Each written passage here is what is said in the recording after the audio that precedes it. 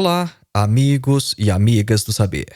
Neste episódio de hoje, vamos falar brevemente sobre uma das obras mais importantes da teoria crítica do século XX. Vamos falar sobre A Dialética do Esclarecimento, de Theodor Adorno e Max Horkheimer. Esta obra é a mais fascinante e a mais peculiar da teoria crítica, sendo também a mais densa, fechada e de mais difícil acesso. O livro, em algumas de suas partes, é fragmentado e escrito em linguagem críptica. É que Adorno e Horkheimer, como marxistas heterodoxos, eles sabiam que não podiam expressar abertamente todas as suas ideias, especialmente considerando o contexto em que escreveram essa obra. Eles estavam nos Estados Unidos e depois que eles voltaram para a Alemanha. Neste episódio, o nosso objetivo é oferecer uma visão panorâmica, abordando apenas alguns dos temas presentes na obra, a fim de que você saiba do que a obra trata e esteja melhor preparado para a sua leitura. Então, inicialmente, nós vamos mostrar como o texto surgiu e qual o seu principal objetivo. Em seguida, falaremos sobre a relação entre barbárie e esclarecimento, para depois mencionar brevemente a questão do mito de Odisseu, do antissemitismo, da regressão do indivíduo e terminaremos com uma sessão um pouco mais longa sobre a indústria cultural. Então, vamos lá, acompanhe.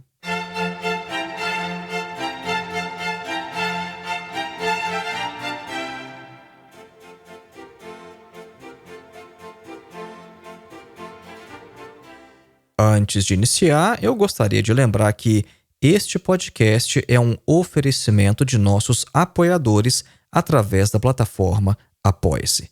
Muito obrigado a todos que contribuem para a manutenção deste trabalho. E caso você também queira contribuir com a manutenção deste podcast, seja um de nossos apoiadores. O podcast Filosofia Vermelha, embora seja um dos principais de filosofia do Brasil e de todos os países de língua portuguesa, infelizmente ainda não arrecada o mínimo necessário para que o trabalho continue no ar. Se você acha que este conteúdo te ajuda e que mais pessoas poderiam ser beneficiadas através do nosso trabalho, clique no link que está na descrição deste episódio e seja um de nossos apoiadores na plataforma Apoia-se. O nosso segundo recado é sobre a nossa nova newsletter. Para não perder mais nenhuma novidade e ter acesso a reflexões exclusivas, inscreva-se em nossa newsletter gratuita. Pelo menos uma vez por semana enviaremos reflexões filosóficas e avisaremos também sobre o lançamento de novos conteúdos, de modo que nós podemos ter assim uma relação mais direta e não depender da mediação dos algoritmos das diversas plataformas. Nós sabemos que, infelizmente, nem tudo o que publicamos chega até você, mas através de nossa newsletter você não perderá mais nenhuma novidade. O link também está na descrição deste episódio. E para finalizar, nós temos que falar também dos nossos cursos de filosofia, porque é isso que ajuda a manter este podcast também no ar. Então, faça a sua inscrição em nosso curso de Introdução à Filosofia dos Pré-Socráticos a Sartre. Este curso tem mais de 14 horas de duração, oferece total flexibilidade porque você tem acesso vitalício, você não tem pressão de tempo para começar ou para terminar e você ainda recebe um certificado ao final. E nosso objetivo neste curso é colocar você em contato direto com alguns dos principais textos de toda a história da filosofia. Então, ao invés de ler comentadores ou literatura secundária, nossos vídeos te preparam para ler diretamente os filósofos.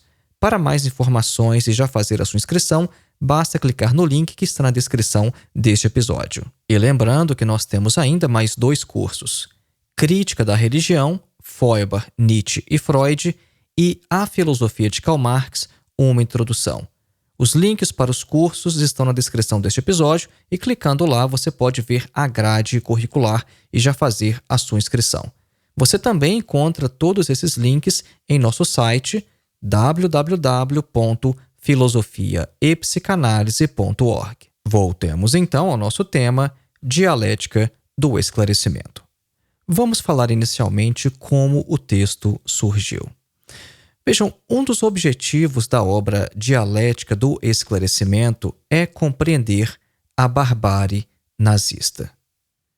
Horkheimer já planejava, na década de 1930, escrever uma obra que seria a base para futuras pesquisas. Ele chamava este projeto de Dialectic Project, ou Projeto Dialética. E este livro forneceria, então, as bases filosóficas de uma teoria crítica da sociedade. Horkheimer pensou inicialmente em uma parceria com Erich Fromm e também com Herbert Marcuse, mas as coisas acabaram não dando certo. Só que quando Theodor Adorno chegou aos Estados Unidos em 1938, Horkheimer encontrou então o parceiro que tanto procurava. E a obra foi escrita de 1941 a 1944, exatamente durante a Segunda Guerra Mundial. No outono de 1941, eles decidiram que a investigação sobre a história ocidental da civilização e a sua desintegração seria cristalizada em uma análise do antissemitismo. A questão de fundo da obra é a seguinte: se a história é a história da luta de classes, como Marx e Engels também pensavam, e com isso também a história do progresso, o que é que significava então o surgimento do fascismo nas décadas de 1920 e 1930 na Europa? Porque, veja bem, o nazismo não foi apenas um regime aventureiro de Hitler e de seus aliados. Não. O nazismo possuía uma base de massas. Agora, por que os interesses do proletariado não foram alcançados com o desenvolvimento histórico? Como compreender o fracasso da Revolução? Lembrando que a Revolução Alemã falhou em 1918. Após a Revolução Russa de 1917, os alemães tentaram uma revolução em 1918, mas a revolução fracassou. Então, vejam só, este é o pano de fundo da obra, muito embora não seja explicitamente mencionado no texto. Tá? Então, é um contexto de Segunda Guerra Mundial, barbárie nazi-fascista e revoluções fracassadas. É por isso que logo no início da obra eles vão falar então sobre um novo tipo de barbárie, que vai ser o nosso tema nos próximos minutos. Vejam só, logo no início da obra, Adorno e Horkheimer falam sobre um novo tipo de barbárie.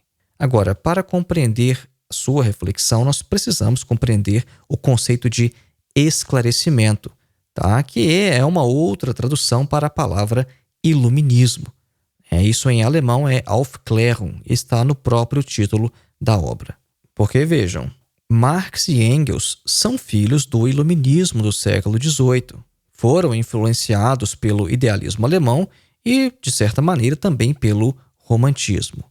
Marx e Engels defendiam um certo progresso, uma ideia de progresso material e compartilhavam daquela posição iluminista mais básica de que o progresso na produtibilidade técnica e na dominação da natureza eram importantes e poderiam levar à emancipação humana. Poderiam levar ou não. Tá? O próprio Marx abria a possibilidade de uma barbárie. Mas o progresso técnico poderia levar à emancipação. Agora, vejam só, o problema é que, neste processo de progresso, o mundo foi desmistificado, como Max Weber também havia percebido. Tá? Marx e Engels também já tinham reconhecido essa característica do capitalismo e eles afirmam isso logo no Manifesto do Partido Comunista de 1848. Adorno e Horkheimer se perguntam então o seguinte: seria esta barbárie mais do que apenas uma extensão do esclarecimento do iluminismo? Vejam só, isso aqui é um dos pontos mais importantes que a gente tem que levar da obra, tá? Porque o que é que os autores vão afirmar? Adorno e Horkheimer percebem então que no próprio processo do esclarecimento jaz um perigo interno. Vejam só, A barbárie, de certa maneira, jaz no próprio processo de esclarecimento. A dominação tecnológica da natureza cresce cada vez mais, de modo que uma automatização total parece cada vez mais próxima. Agora, o ser humano também é parte da natureza. E se nós pensamos o progresso apenas como controle científico, fica difícil escapar do totalitarismo da dominação das massas. Adorno e Horkheimer afirmam que a liberdade na sociedade é inseparável do pensamento esclarecido, mas que este mesmo pensamento esclarecido também já contém em si o núcleo do regresso, da barbárie que se alastrou na Segunda Guerra. Isso é interessante porque é característico do tipo de leitura que Adorno faz da dialética hegeliana, no sentido de que todo objeto já contém em si sua própria negação. Quando nós estudamos dialética, nós vemos que esta é uma de suas características. Todo objeto contém em si a sua própria negação. Então, o progresso, o desenvolvimento, a racionalidade, eles já trazem em si a possibilidade da barbárie, do recuo e do irracionalismo. Então, a dialética do esclarecimento pode ser compreendida como uma certa desconfiança em relação à razão ou o processo autodestrutivo contido no próprio esclarecimento. Mas vamos avançar agora e falar brevemente sobre outro tema que os autores trazem na dialética do esclarecimento. Eles falam sobre o mito de Odisseu. Porque vejam, em uma passagem da dialética do esclarecimento, Adorno e Horkheimer vão mencionar uma passagem famosa da Odisseia de Homero. É aquela passagem seguinte, que para conseguir chegar em casa, o Odisseu amarra a si próprio no mastro do navio, a fim de não perder o controle de si ao ser seduzido pelo canto das sereias. Adorno e Horkheimer afirmam que este é o início da história do sujeito moderno. E a ideia aqui é ressaltar o processo freudiano civilizatório através da repressão e da sublimação. A leitura de Adorno e Horkheimer é que Odisseu reprime a própria natureza para não reprimir suas pulsões, seus desejos. E Adorno compara Odisseu também ao público de concertos contemporâneos, o público que escuta a música, mas não sente suas implicações em uma praxis da sociedade humanizada. A humanidade faz algo terrível em seu processo de crescimento, que é negar seu lado natural, de modo que nós devemos nos perguntar: isso pode ser mesmo considerado autocivilizatório quando um indivíduo subjuga a si mesmo como algo estranho ao próprio controle? E através dessa questão, Adorno e Horkheimer vão chegar a uma das principais teses da obra Dialética do Esclarecimento, a de que a dominação vem não apenas de fora, mas também de dentro. Ela não é apenas colocada por cima do explorado.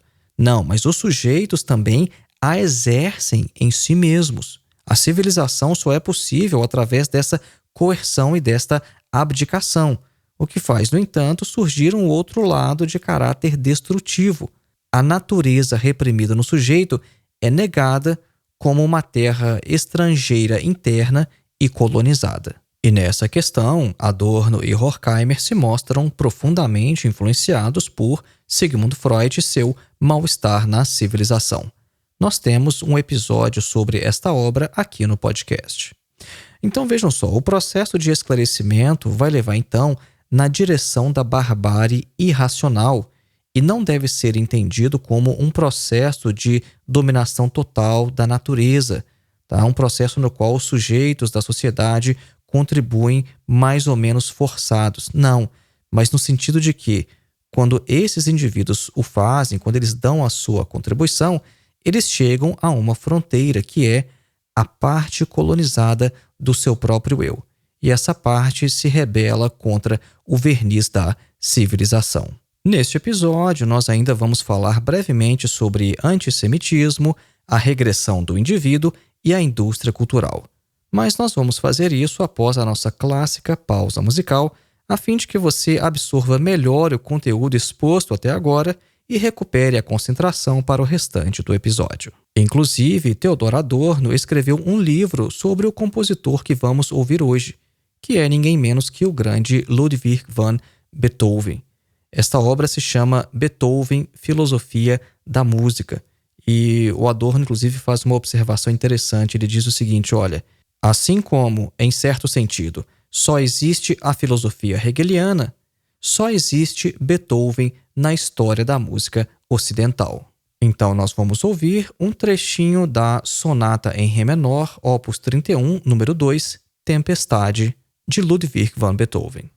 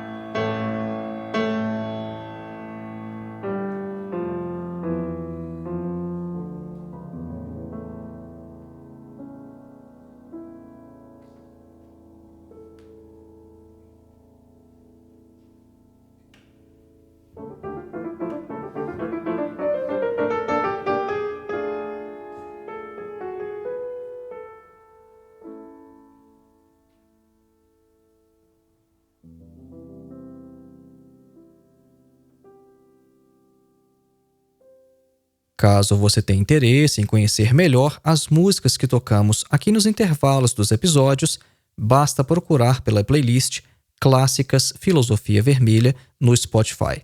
Na terceira aba de nosso perfil no Spotify, há um link direto para esta playlist. Voltemos então ao nosso tema, Dialética do Esclarecimento. Outro tema importante tratado por Adorno e Horkheimer em sua obra é o antissemitismo. No início dos anos 1940, quando Adorno e Horkheimer perceberam que a perseguição e extermínio dos judeus eram inseparáveis do desenvolvimento da guerra na Europa, eles viram o antissemitismo, em certo sentido, como o paradigma determinante daquele período.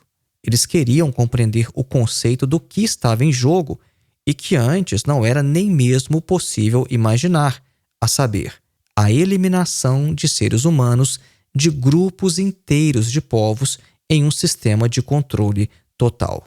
Claro que Adorno e Horkheimer sabiam que o antissemitismo já existia, mas o antissemitismo moderno era um fenômeno novo, surgido da sociedade moderna. Um grupo inteiro de pessoas podia de repente ser visto como supérfluo, um objeto de extermínio por pura vontade de aniquilação, um alvo sobre o qual a destrutividade poderia ser dirigida. E Adorno e Horkheimer percebiam que Contribuíam para este extermínio não apenas os próprios assassinos e os seus lacaios, mas também todos aqueles que não resistiam, todos os passivos e espectadores. Em outro ponto da obra, os autores vão tratar também sobre a regressão do indivíduo. Adorno e Horkheimer percebem que o indivíduo está em processo de regressão. Vejam só que interessante. O indivíduo está em processo de regressão. Este tópico é discutido no texto sobre a indústria cultural também, texto no qual os autores discorrem sobre a ilusão de ser um sujeito, mas sem o ser. Vejam só, a ilusão de ser um sujeito.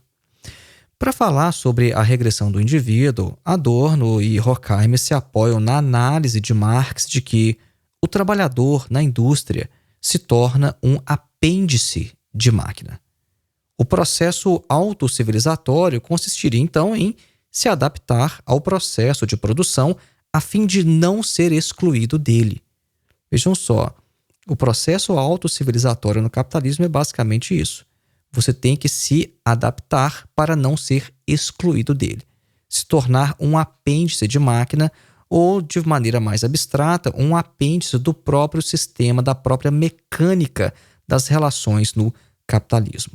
De modo que, por exemplo, isso invade várias esferas e quando o indivíduo tem tempo livre, mas não tem a liberdade no sentido de um sujeito autônomo, ele se torna vítima de um outro tipo de indústria, que é a indústria cultural. Essa questão da autonomia do indivíduo é constante na obra de Adorno e aparece em vários outros de seus textos e em várias outras reflexões. Então vejam, essa situação que a gente acabou de descrever é uma situação na qual o trabalho alienado invade a esfera do tempo livre, na qual o trabalhador se torna o soldado da indústria do tempo livre. As pessoas consomem o pré-fabricado que lhe oferecem uma ilusão de experiência e individualidade, de modo que, com a indústria cultural, as necessidades são rapidamente satisfeitas, embora apenas de maneira aparente.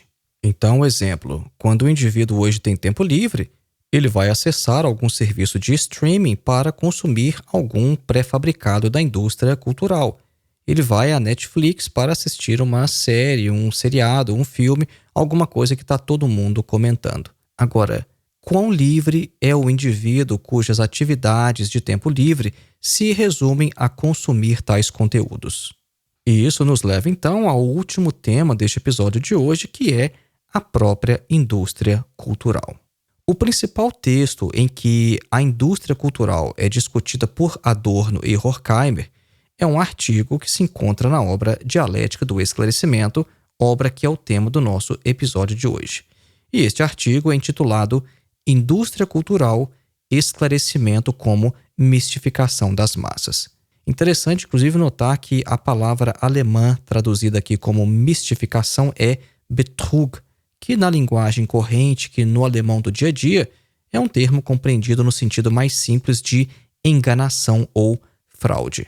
Vejam só, o conceito de indústria cultural serviu para designar inicialmente o complexo industrial e comercial de produção e distribuição de bens culturais na Europa e nos Estados Unidos desde as primeiras décadas do século XX. Mas vejam, por este conceito não se deve compreender os dispositivos eletrônicos em si, tais como rádio, televisão, revistas, não, mas a sua apropriação pelo capitalismo monopolista e seu emprego através de uma lógica de produção de bens culturais. Então, o objetivo inicial da própria indústria cultural era, além de lucrar com uma ótima oportunidade de negócios, era também estabelecer padrões de comportamento em massa, já que a organização dos trabalhadores, que era muito forte no início do século XX, representava um perigo real ao capitalismo. Então, este sistema da indústria cultural buscava não apenas influenciar a demanda por determinadas mercadorias, mas também tornar minimamente previsíveis o comportamento social e político das massas. E no início do texto, Adorno e Horkheimer observam que aqueles que achavam que o fim da religião objetiva e dos últimos resíduos pré-capitalistas resultariam em caos, não, quem achava isso é desmentido todos os dias, né? Porque havia aquele medo, aquele temor de que com a morte de Deus anunciada por Nietzsche, tudo seria permitido, né, como de certa forma Dostoiévski afirmou em Os Irmãos Karamazov, e que não havia mais nenhum fator cultural de unificação e que o relativismo dominaria, que a sociedade entraria em um completo caos, em colapso. Mas Adorno e Horkheimer nos tranquilizam de maneira irônica, dizendo: não, o fim da religião não resultou em caos, porque hoje tudo é muito parecido e os filmes, o rádio e as revistas integrados formam um sistema. E estes meios de difusão nem mais tentam se vender como arte, eles próprios se reconhecem como meros negócios, como business. Agora, o monopólio da cultura é fraco diante dos verdadeiros chefes do capitalismo. Quem são os verdadeiros chefes do capitalismo? Não são os produtores de filmes da indústria cultural, não. São os gigantes da indústria, do aço, do petróleo, da eletricidade, da química, por exemplo. Os estúdios de Hollywood e as grandes gravadoras sabem que elas têm que obedecer a quem realmente manda.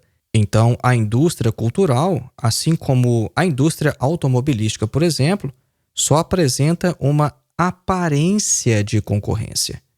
Assim como a diferença entre um modelo e outro de carro é mínima, praticamente irrelevante, as produções da Warner Brothers ou então da Metro-Goldwyn-Mayer também são praticamente a mesma coisa. E vejam só, quando Adorno e Horkheimer escreveram isso, eles ainda não tinham visto fenômenos como as plataformas de streaming hoje. A minha sensação é que todos os filmes são iguais. Todos os filmes de super-heróis, todos os filmes da Marvel, enfim, praticamente qualquer filme é igual ao outro. A gente não tem a sensação de estar vendo coisas diferentes. É cada vez mais difícil diferenciar um produto da indústria cultural do outro. Agora, a fim de evitar qualquer incompreensão sobre o conceito de indústria cultural, guarde o seguinte: a indústria cultural deve ser vista como uma lógica de produção e apropriação de bens culturais. Guarde isso mais uma vez. Tá? A indústria cultural é uma lógica de produção e apropriação de bens culturais. Então, por exemplo, a produção em série das obras completas de Beethoven, por exemplo, não transforma a obra de Beethoven em produto da indústria cultural, apenas porque a obra de Beethoven foi gravada em mídias eletrônicas ou reproduzida em vinil, em cassete ou CDs.